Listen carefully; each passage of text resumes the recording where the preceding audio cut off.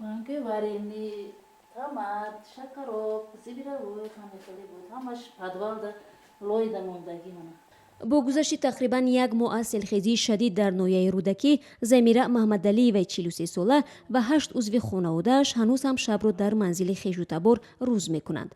منزل خانواده زمیره برای زندگی خطرناک است و مجبورند هر روز 2 کیلومتر راه را طی کنند. رمضان دقیقه بوش بیزه خانه نیست وای خونه اکم میریم میام چند روز میریم چند سال میریم همیشه خونه در کرمانده.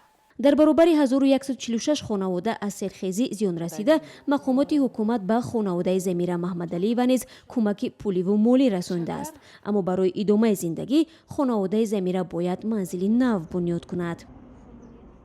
حاضر من شفر تخته دادست من آرد پارد روغن پاغن هر چیزو شکر پکر برنج منش داده سیمنت پمنت همه چیز میتیم گفته است نمیدونم غش همش میته وای میکنیم نباشه من نمیکنم.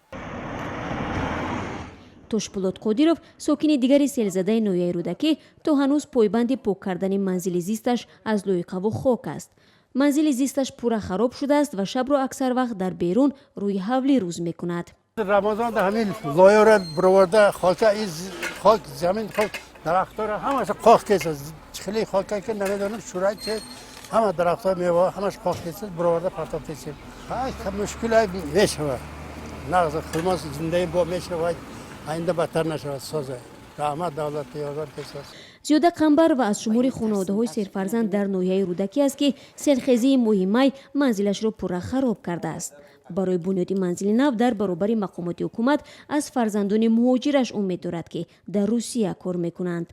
همه الرژیکی کسل شدن هممون وقتی که همین سیل آمد نو آمد یک دو روز سه روز گذشت آومان ویشید بعد همون قطعه همه کسل شده برآمد خیلی خدا بشکر کال داره وای کردن.